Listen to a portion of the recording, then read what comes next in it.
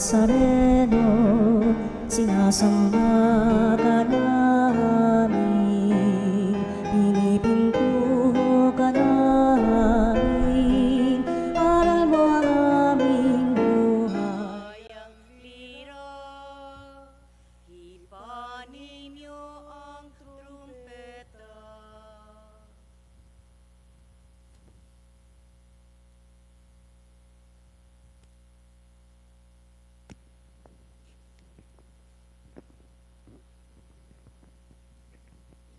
Sa ngalan ng Ama at ng Anak at ng Espiritu Santo, Amen. ang pagpapala ng ating Panginoong Hesu Kristo, ang pag-ibig ng Diyos Ama, at ang makikipagkaisa ng Espiritu Santo, naway sumainyong lahat. At sumainyo rin. Mga kapatid, aminin natin ang ating mga kasalanan upang tayo'y maging marapat gumanap sa banal na pagdiriwang. Inaamin ko sa makapangyarihang Diyos at sa inyo mga kapatid na lubha akong nagkasala sa isip, sa salita, at sa gawa, at sa aking pagkukulang. Kaya isinasamo ko sa mahal na Birhen Maria, sa lahat ng mga anghel at mga banal, at sa inyo mga kapatid, na ako'y ipanalangin sa Panginoong ating Diyos. Kaawaan tayo ng makapangyarihang Diyos. Patawarin tayo sa ating mga kasalanan at patnubayan tayo sa buhay na walang hanggan. Amen. Panginoon, kaawaan mo kami. Panginoon, kaawaan mo kami. Kristo, kaawaan mo kami. Kristo, kaawaan mo kami. Panginoon, kaawaan mo kami. Panginoon, kaawaan mo kami. Manalangin tayo. Ama naming makapangyarihan, ipakita mo ang iyong paglingap sa iyong pag-antig sa aming kalooban upang ang pamumunga ng gawain mo sa amin ay aming mapakinabangan at ang mapagpagaling mong katapatan ay aming mapangatawanan sa pamamagitan ni Hesu Kristo kasama ng Espiritu Santo magpasawalang hanggan. Amen.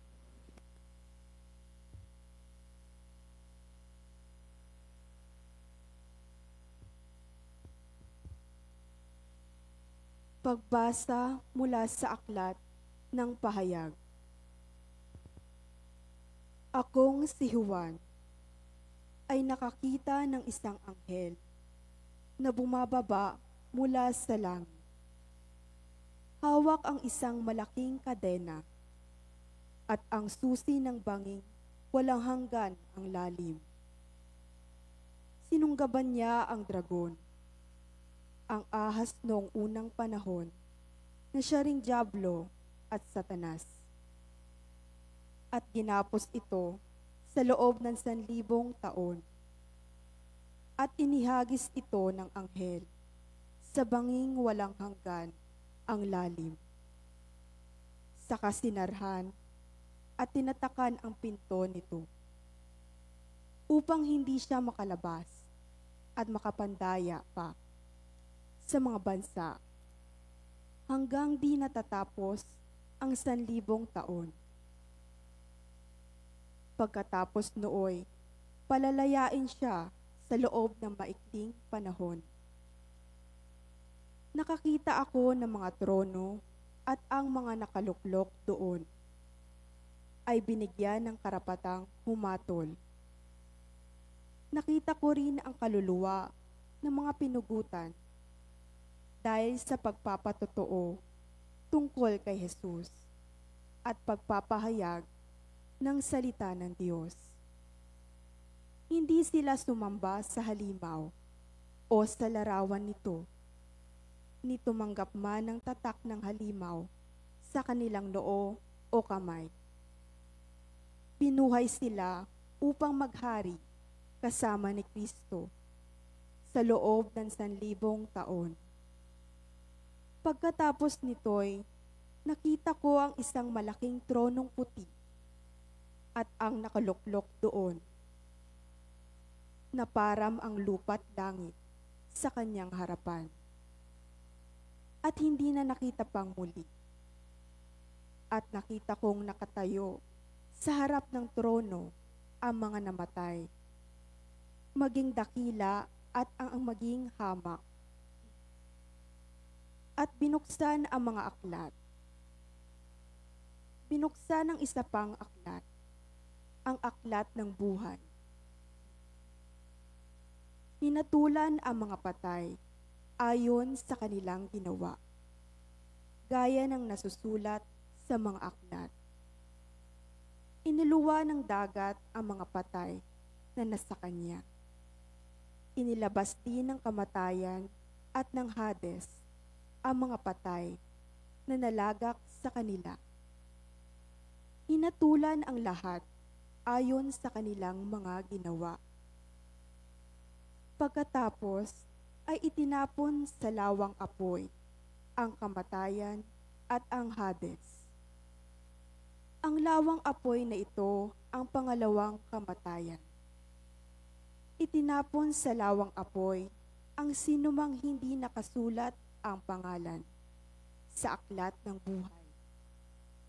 Pagkatapos nito, nakita ko ang isang bagong langit at isang bagong lupa. Wala na ang dating langit at lupa. Wala na rin ang dagat. At nakita ko ang banal na lungsod, ang bagong Jerusalem. Bumababa galing sa langit, buhat sa Diyos. Gaya ng babaeng ikakasal, gayak na gayak sa pagsalubong sa lalaking mapapangasawa niya. Ang salita ng Diyos. Salamat sa Diyos. Ang Diyos ay nananahan sa piling ng kanyang bayan. Dakila't papurihan ang poon magpakailanman. Nasasabik ang lingkod mong, sa patio mo ay pumasok. Ang buo kong pagkatao'y umaawit na may lugod. Sa masayang pag-awit ko, pinupuri buhay na Diyos. Ang Diyos ay nananahan sa piling ng kanyang bayan. Panginoon, sa templo mo, mga maya'y nagpupugad. Maging ibong layang-laya, sa templo mo'y nagagalak. May inakay na kalinga sa tabi ng iyong altar. O poon, hari namin at Diyos na walang kupas. Ang Diyos ay nananahan sa piling ng kanyang bayan. Mapalad na masasabi, silang dooy tumatahan at palaging umaawi, nagpupuring walang hanggan. Ang sa iyo umaasay, masasabing mapalad din. Habang lumalakad, lalo mo nga silang palakasin. Ang Diyos ay nananahan sa piling ng kanyang bayan.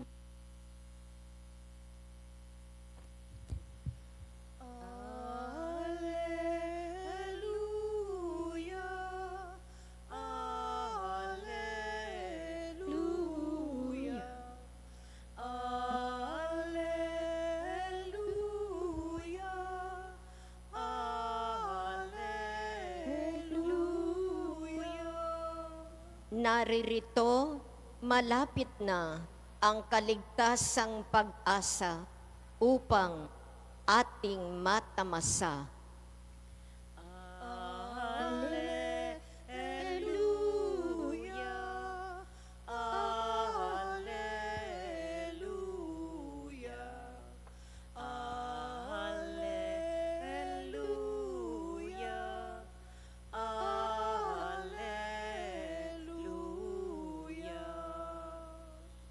Sumainyo ang Panginoon. At sumainyo rin. Ang mabuting balita ng Panginoon ayon kay San Lucas. Papuri sa iyo, Panginoon.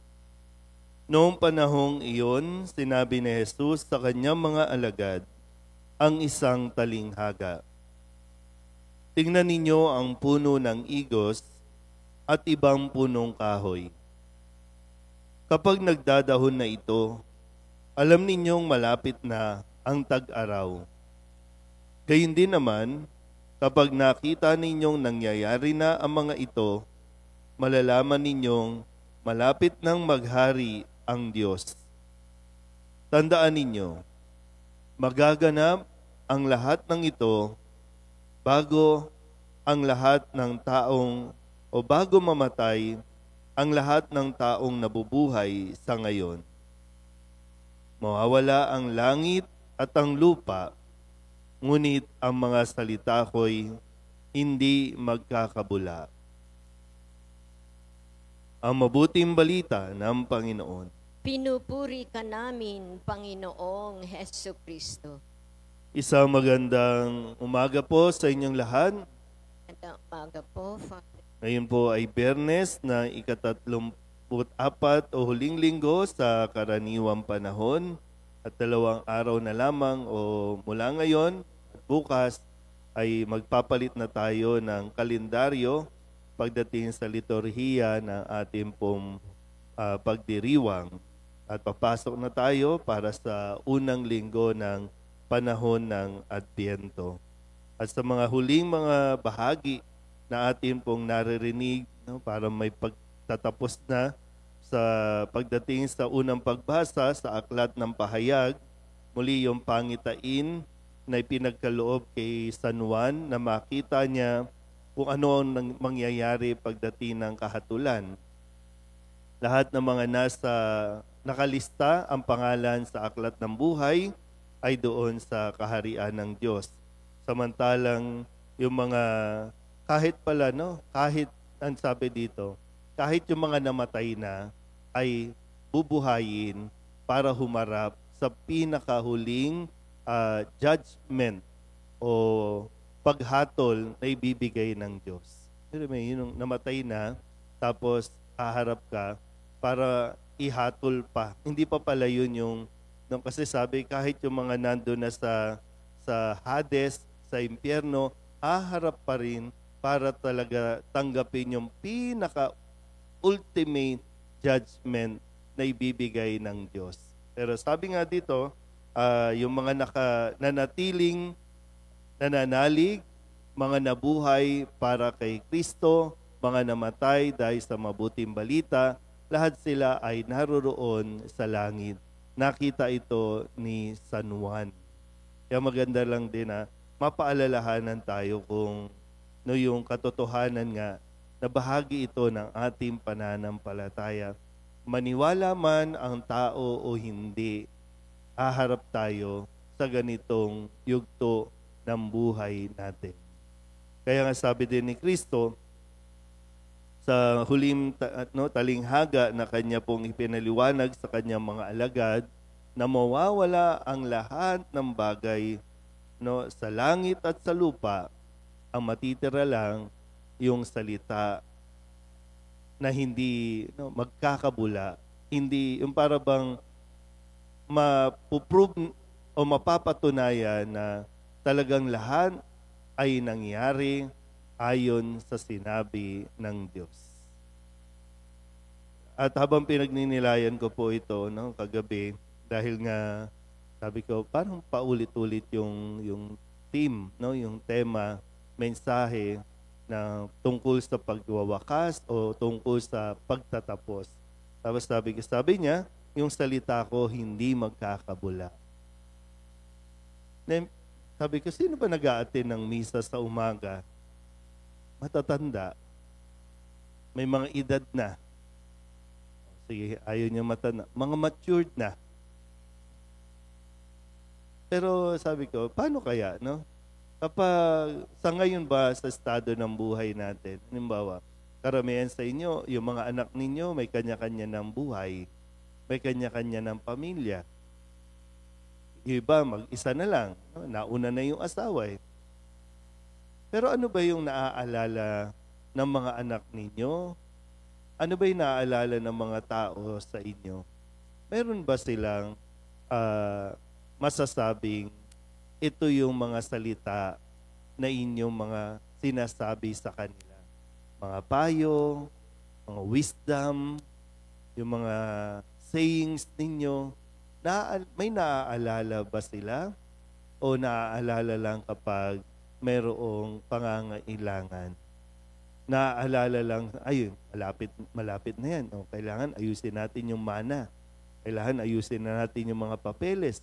Yun ba ang naaalala? O ang naaalala nila ay yung mga salita na bumusog sa kanila at humubog sa kanilang pagkatao? Dahil simula pa lang sa pagkabata ay talagang pinapayuhan ninyo, binibigyan ninyo ng mga magagandang salita. Ano yung naisasalin natin sa kanila? Kasi di ba minsan yung expressions ninyo, nakukuha nila, yung mga gawain ninyo, halimbawa, no? Dahil madalas nyo silang dinadala sa simbahan, ngayon na may sarili silang pamilya o kaya na nilang mag-isa, nakukuha nila itong ginagawa ninyong pagsisimba araw-araw. At yung mga payo, no? Yung mga payo, meron ba silang naaalala mula sa inyo? Maganda rin na mapagnilayan kasi tayo, kumbaga, kung gumamit si Jesus ng isang puno o isang punong kahoy na pag nagdadahon na, yumayabong na, nagiging tanda kasi ng panahon natin, di ba? Kapag tinignan mo yung mga puno, ay magtatag-ulan na, ay magtatag-araw na. Nakikita yan tayo din na mga pwedeng ituring na mga puno ng sambahayan. Hitik ba tayo sa magagandang mga salita? Hitik ba tayo sa magagandang payo? Na kapag lumapit ang mga kabataan, lumapit ang mga apo ninyo, may maganda ba silang makukuha sa atin bilang mga puno? O pag nawala tayo sa mundong ito, wala na talaga. Tuluyan na tayong makakalimutan. Tutusin naman talaga, no? Yung lolo ninyo, kayo ay lolo't lola na ngayon. Yung lolo ninyo, hindi na kilala ng mga apo ninyo. Pero dahil ito yung natutunan mo sa kanila, ipinapasa mo, no? At madalas natin sinasabi, classic man, itong natutunan ko sa inyong lolo ay pinapasa ko sa inyo. Magandang, sana po, mapagnilayan natin ang mga bagay na ito kung paanong si Kristo na talaga namang kahit mawala tayo sa mundong ito, mananatili ang kanyang salita.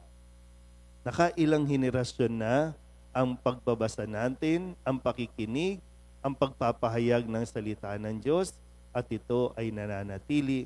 Nagpapalit nga lang ng taong nakaupo dyan sa mga pwesto ninyo.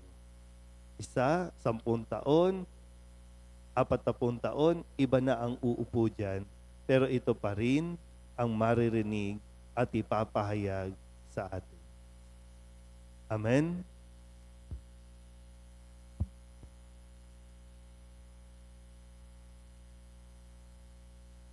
Tinatawag tayo ng Panginoon na magbantay sa kanyang muling pagbabalik.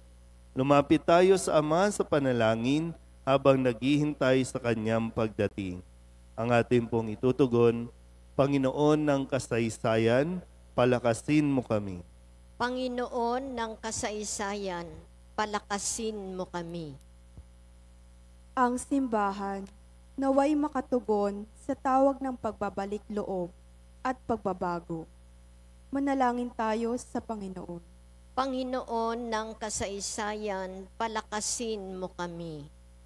Ang mga taong may mabuting kalooban, naway sama-samang kumilos para wakasan ang pag-aaway at digmaan, pang-aapi at kawalang katarungan. Manalangin tayo sa Panginoon. Panginoon ng kasaysayan, palakasin mo kami. Ang ating kamulatan sa presensya ni Kristo, naway higit pa nating palawigin sa ating mga dukha at mga naghihirap na kapwa. Manalangin tayo sa Panginoon. Panginoon ng kasaysayan, palakasin mo kami. Ang mga may sakit, naway pagkalooban mo ng lakas at pag-asa. Manalangin tayo sa Panginoon. Panginoon ng kasaysayan, palakasin mo kami. Ang ating mga yumaong kamag-anak at kaibigan, naway maranasan ang walang hanggang kaligayahan sa piling ni Jesus. Manalangin tayo sa Panginoon. Panginoon ng kasaysayan, palakasin mo kami. Dulog din natin sa Panginoon ang ating mga personal na kahilingan at mga panalangin para sa ating mga pamilya. Kasama din ang mga kahilingan ng mga nanonood sa online. Lahat ng mga misang pasasalamat, espesyal na intensyon, agarang paggaling ng mga may sakit, at ang lahat ng mga kaluluwa na inihiling na ipagdasal sa misang ito.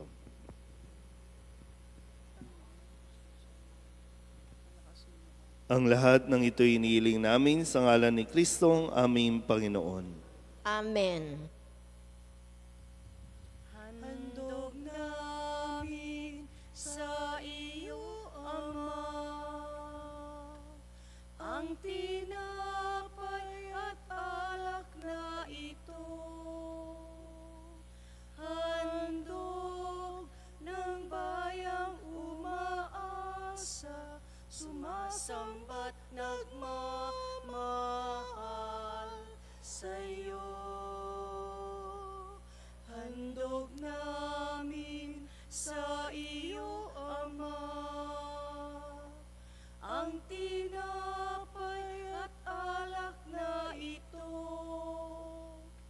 Handog ng bayang umaasa, sumasambat nagmamahal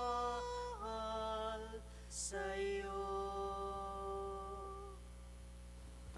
Manalangin kayo mga kapatid upang paghahain natin ay kalugdan ng Diyos amang makapangyarihan.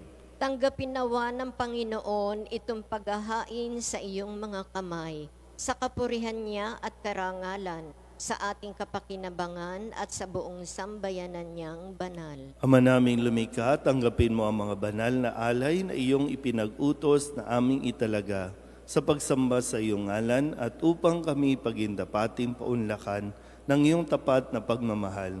Gawin mo ang iyong mga utos ay sundin namin kailanman. Sa pamamagitan ni Jesucristo, kasama ng Espiritu Santo, magpasawalang hanggan. Amen. Sumainyo ang Panginoon. At sumainyo rin. Itaas sa Diyos ang inyong puso at diwa. Itinaas na namin sa Panginoon. Pasalamatan natin ang Panginoong ating Diyos. Marapat na siya ay pasalamatan. Ama naming makapangyarihan, tunay ngang marapat na ikaw ay aming pasalamatan. Sa iyong paglingap at kagandahang loob, ang tao'y nilikha mo't pinangangasiwa sa sansinukob. Sa hangad mong siya'y iwastong lubos, siya'y pinagdusa mo sa kanyang pagtalikod. Sa iyong paggiliw, iyong ipinahintulot na makabalik siya sa pamamagitan ni Kristo Jesus. Kaya kaysa ng mga anghel na nagsisiawid ng papuri sa iyo, nang walang humpay sa kalangitan, kami nagbubunyi sa iyong kadakilaan. Santo, Santo, Santo, Panginoon Diyos ng mga hukbo, napupuno ang langit at lupa ng kadakilaan mo. O sana sa kaitaasan, pinagpala ang naparirito sa ngalan ng Panginoon. O sana sa kaitaasan. Ama naming banal, ikaw ang bukal ng tanang kabanalan. Kaya't sa pamamagitan ng iyong Espiritu, gawin mong banal ang kaloob na ito upang para sa aming maging katawan at dugo ng aming Panginoong Hesu Kristo. Bago niya pinagtiis ang kusang loob na maging handog, inawakan niya ang tinapay, inasalamatan kaniya. Pinaghati-hati niya iyon, iniabot sa kanyang mga alagad at sinabi,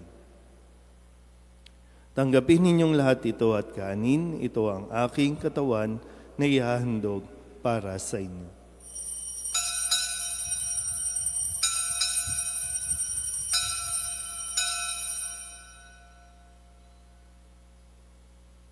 Gayun din naman nung matapos ang hapunan, inawakan niya ang kalis, muli kaniyang pinasalamatan.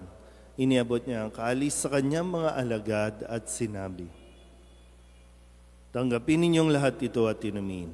Ito ang kalis ng aking dugo, ng bago at walang hanggan tipan, ang aking dugo na ibubuhos para sa inyo at para sa lahat sa pagpapatawad ng mga kasalanan. Gawin ninyo ito sa pag-alaala sa akin.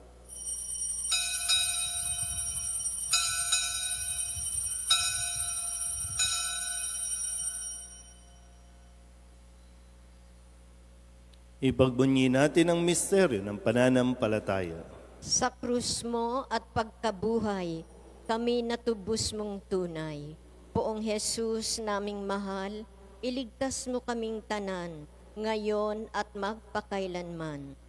Ama, ginagawa namin ngayon ang pag-alaala sa pagkamatay at muling pagkabuhay ng iyong anak. Kaya tiniaalay namin sa iyo ang tinapay na nagbibigay buhay at ang kalis na nagkakaloob ng kaligtasan. Kami napapasalamat dahil kami iyong minarapat na tumayo sa harap mo para maglingkod sa iyo. Isinasamo namin kami magsasalo-salo sa katawan at dugo ni Kristo ay mabuklod sa pagkakaisa sa pamamagitan ng Espiritu Santo. Ama, lingapin mo ang iyong simbahang laganap sa buong daigdig. Puspusin mo kami sa pag-ibig kaysa ni Francisco na aming Papa at ni Jose na aming Obispo at ng Tanang Kaparian. Alalahanin mo si Mercedes na tinawag mo mula sa daigdig na ito. Nung siya'y binyagan, siya'y nakaisa ni Kristo sa pagkamatay. Ngayong siya'y pumanaw, naway makaisa siya ni Kristo sa pagkabuhay. Alalahanin mo rin ang mga kapatid naming nahimlay na may pag-asang sila'y muling mabubuhay, gayon din ang lahat ng mga pumanaw. Kawaan mo sila at patuloyin sa iyong kaliwanagan. Kawaan mo at pagindapating kaming lahat na makasalo sa iyong buhay na walang wakas. Kaysa ng mahal na Birhen Maria na ina ng Diyos, ng kabiyak ng puso niyang sa San Jose, kaysa ng mga apostol at ng lahat ng mga banal na namuhay dito sa daigdig ng kalugod-lugod sa iyo, may pagdiwang nawa namin ng pagpupuri sa ikararangal mo sa pamamagitan ng iyong anak na aming Panginoong Hesu Kristo.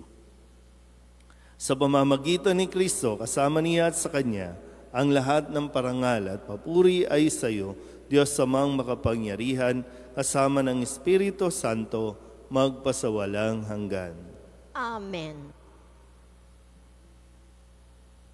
Sa tagubili naman nakagagaling na utos at turo ni Jesus sa Panginoon natin at Diyos, ipahayag natin ang lakas loob.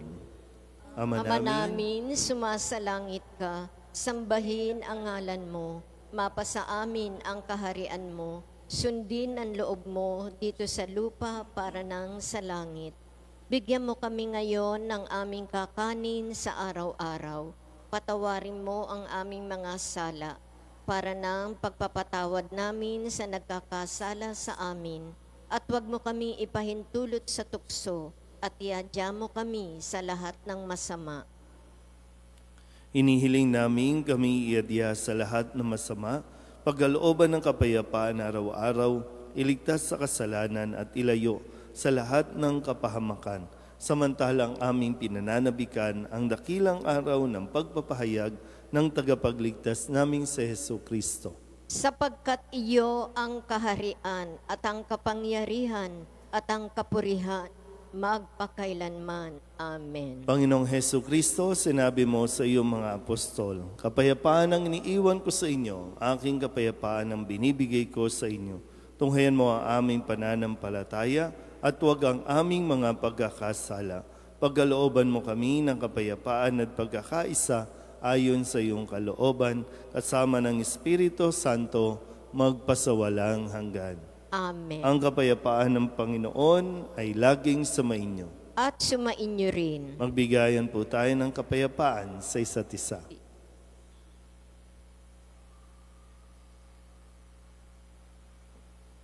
Kordero ng Diyos na nag-aalis ng mga kasalanan ng sanlibutan, maawa ka sa amin. Kordero ng Diyos na nag-aalis ng mga kasalanan ng sanlibutan, maawa ka sa amin. Kordero ng Diyos na nag-aalis ng mga kasalanan ng sanlibutan, ipagkaloob mo sa amin ang kapayapaan. Ito ang kordero ng Diyos. Ito ang nag-aalis ng kasalanan ng sanlibutan. Mapalad ang mga inanyayahan sa kanyang piging. Panginoon, hindi ako karapat-dapat na magpatuloy sa iyo, ngunit sa isang salita mo lamang ay gagaling na ako.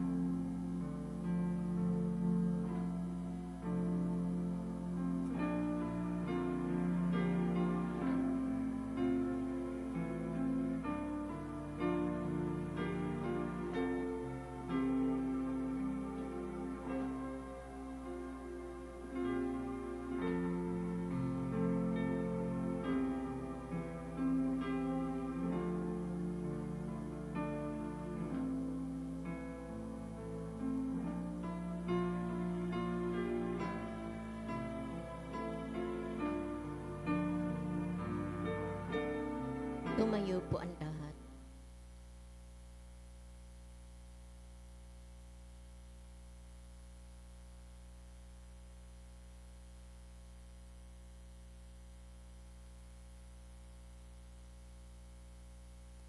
Manalangin tayo. Ama naming mapagmahal, kaming pinagkakalooban mo ng pagsasalo sa iyong kagalakan ay lagi nawang lumingon sa pinanggalingan nitong banal na pakikinabang upang kami huwag mawalay sa iyo na aming hantungan. Sa pamamagitan ni Jesucristo, kasama ng Espiritu Santo, magpasawalang hanggan. Amen. Mga kapatid, pagkukulan natin ng panalangin ang mga yumao natin mga mahal sa buhay at ang lahat ng mga kaluluwa sa purgatorio. Mga anghel, mga banal, tanang nasa kalangitan, hali kayo at samahan ang mga giliw namin pumanaw sa piling ng poong mahal. si Kristo ang mag-aakay sa kandungan ni Abraham upang doon na humimlay. Ang mga giliw naming pumanaw sa piling ng poong mahal. Sa ilaw na walang hanggan, kapayapaan naway pagkamiti ng may kapal. Ang mga giliw naming pumanaw sa piling ng poong mahal. Ama naming mapagmahal, inahabili namin sa iyo ang aming mga kapatid na pumanaw sa buhay na ito. Huwag mo po silang pabayaan at pamalagiin mo silang buhay sa iyong piling. Alang-alang sa iyong awa at pag-ibig, patawarin mo sana ang kanilang mga pagkukulang at nagawang mga pagkakasala, dala ng kanilang kahinaan. Manatili nawa silang maligaya sa iyong piling, kasama ng iyong anak at ng Espiritu Santo, magpasawalang hanggan. Amen.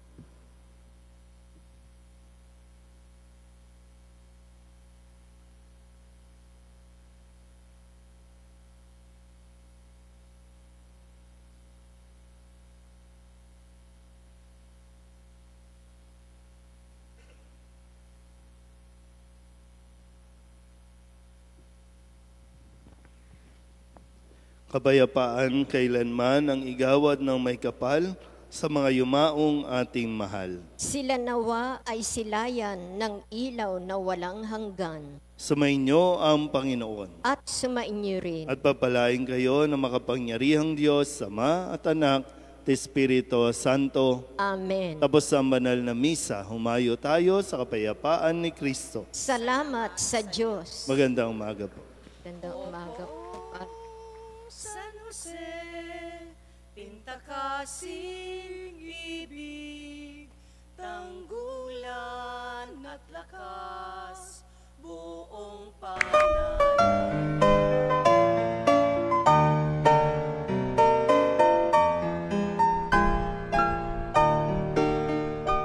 Nuestro Padre Jesús Nazareno, sinasamba ka namin, pinipintuho ka namin, aral mo ang aming buhay at kaligtasan.